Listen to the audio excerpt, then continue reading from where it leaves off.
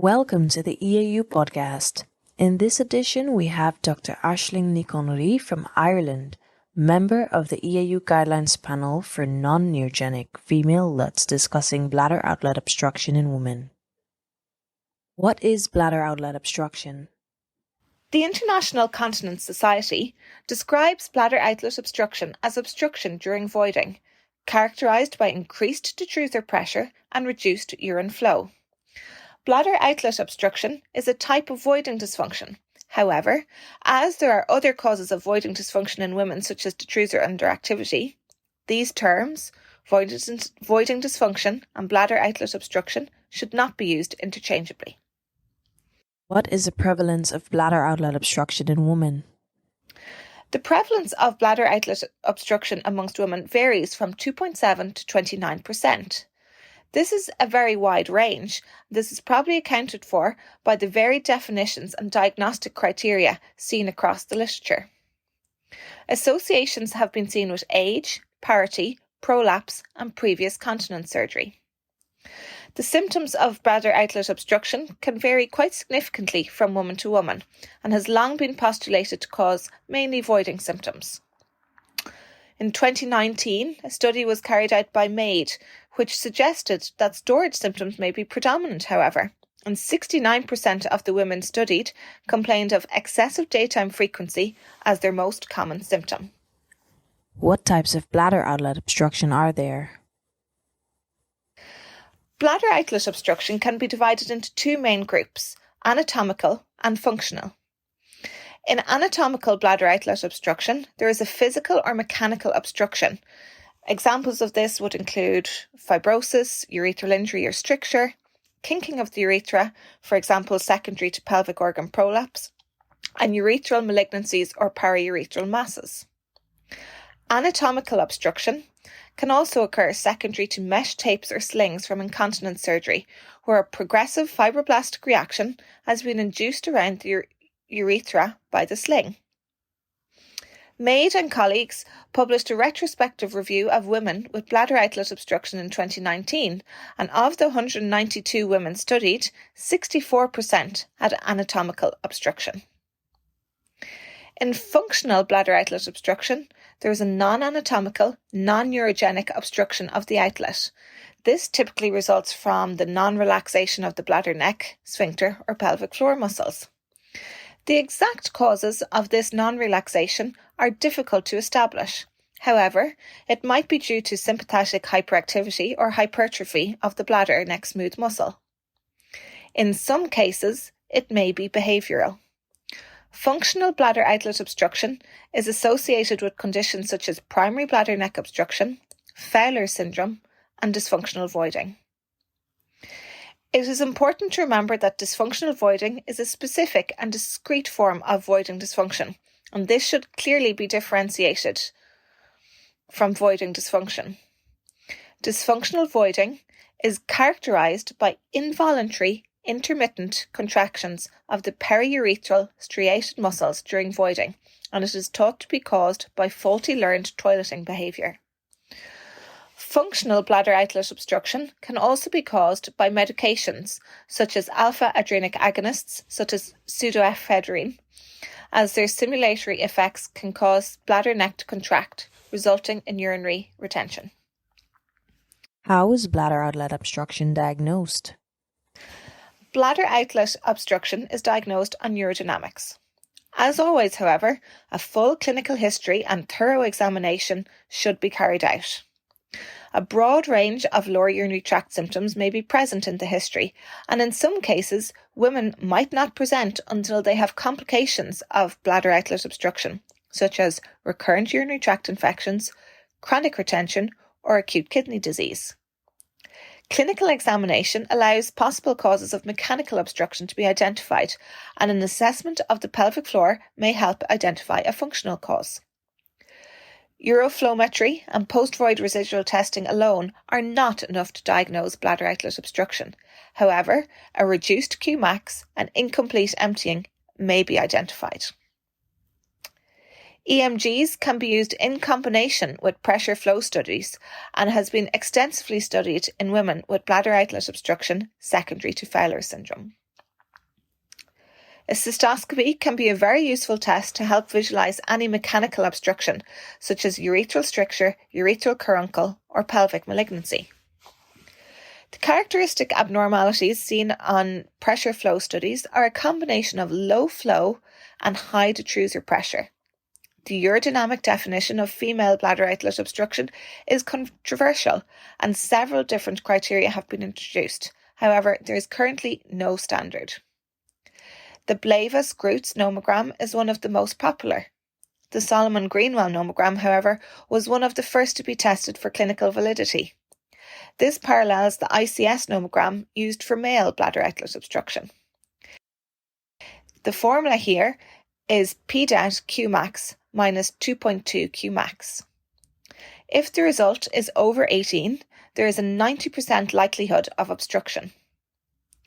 Video urodynamics can show characteristic features on voiding, such as a lack of funneling appearance of the bladder, proximal dilatation of the urethra with distal narrowing in those with strictures, and evidence of obstruction between the bladder neck and distal urethra in the presence of a sustained detrusor contraction.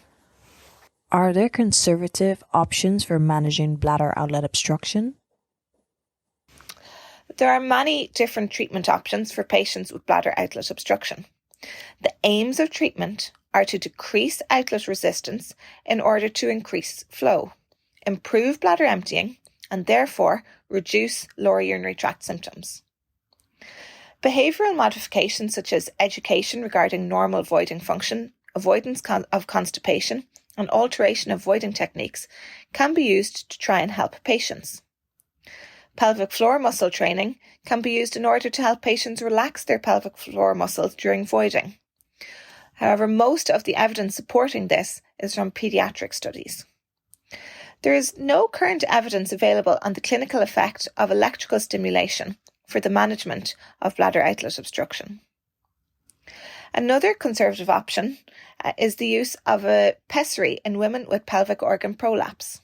A previous study by Romanzi, the Journal of Urology, showed that 94% of women studied with grade 3 or 4 cystoceles and bladder outlet obstruction had normal voiding after the placement of a pessary. Catheterization is, of course, an option for treating significant urinary retention from bladder outlet obstruction. It can be used as a treatment itself or as an adjunct to an initial treatment of urethral dilatation or urethrotomy, for example. The literature would suggest that the use of self-intermittent catheterization post-urethrotomy is associated with a lower rate of stricture recurrence and should be recommended. Similarly, in women who develop bladder outlet obstruction after surgery for urinary continence, catheterization may be offered. This can be as a short-term measure in those who have transient post-operative voiding difficulties, or as a long-term solution in those who develop chronic retention. A programme of clean self-intermittent catheterization in those with voiding dysfunction after transvaginal tapes has been shown to have a cure rate of 59%. At present, intraurethral devices are not recommended for women with bladder outlet obstruction, as there are a high rate of complications including discomfort, pericatheter leakage, migration into the bladder, and urinary tract infections. In men, we often prescribe alpha-adrenergic blockers for bladder outlet obstruction. Is this the same in women? Alpha blockers have been postulated to relieve lower urinary tract symptoms caused by bladder outlet obstruction in women via the relaxation of the smooth muscle in the bladder neck. This is an off-label use, and uroselective alpha blockers such as tamsulosin should be used. Typically, an improvement in symptom scores may be seen, but not in urodynamic parameters when compared to placebo. There is weak evidence to support the use of GABA agonists, such as oral baclofen, to women with bladder outlet obstruction, as it can improve Qmax and PDAT Qmax. However, its effects on symptoms are not well reported to date.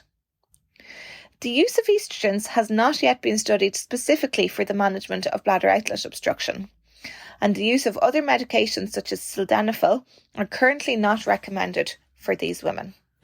What are the surgical options for bladder outlet obstruction in women?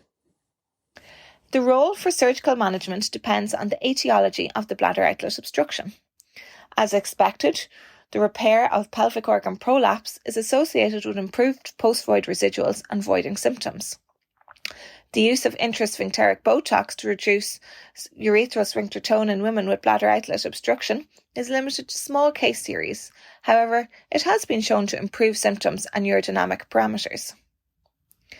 Sacral nerve stimulation can be an option also. This can result in spontaneous voiding and a reduction in the rate of self-intermittent catheterization in the majority of patients in idiopathic urinary retention. This is postulated to decrease urethral tone and to block the inhibitory urethral afferent impulses, which cause inhibition of normal bladder contraction. No comparative trials have yet been reported in the literature on the use of neuromodulation for female bladder outlet obstruction, and most publications are retrospective reviews. There are a number of surgical options for treating urethral stricture disease in women.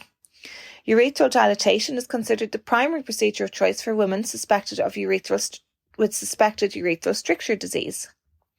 A study by Osman and colleagues showed a mean success rate of 49% after urethral dilatation of 93 women. Programmed intermittent urethral dilatation results in better outcomes compared to on-demand dilatation.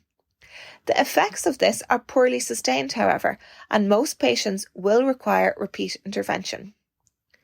Ureterotomy and urethroplasty are more extensive procedures for patients with urethral strictures and are associated with significant improvement in symptoms and urodynamic parameters. A bladder neck incision is an option for women with bladder outlet obstruction secondary to primary bladder neck obstruction. There are a number of different methods of performing this, for example, a unilateral 12 o'clock incision or bilateral incisions at 5 and 7 o'clock, either using a Collins knife, laser or a cold knife. By cutting open the hypertrophic bladder neck smooth muscle, there is decreasing resistance at the bladder neck. There is a risk of adverse events including stress urinary incontinence, psychovaginal fistulas and recurrence. In patients who have had previous surgery for stress incontinence, urethrolysis may be an option to help regain urethral mobility. This can involve removal of scar tissue, fibrosis and indeed periurethral sutures. In other cases, the midurethral sling may be loosened, divided or removed to try and improve symptoms in women who develop bladder outlet obstruction after placement of a sling. It is important to explain to patients that there is a risk of recurrence of their stress urinary incontinence, albeit often to a lesser degree than prior to their initial sling procedure. No matter the treatment option chosen, these women should be followed up regularly as there is a risk of further deterioration of their symptoms or indeed renal failure. This is especially the case in women who undergo surgical management for urethral stricture, as there is a risk of stricture recurrence. Thank you for joining Dr. Aisling Nikonuri for this episode of EAU Podcast on bladder outlet obstruction in women. For further information on the EAU Guidelines on non-neurogenic female LUTS, please visit our website euroweb.org/guidelines. Further podcasts will be posted regularly on EAU Guidelines topics. For more EAU podcasts, please go to your podcast app and subscribe to our EAU Podcast channel for regular updates.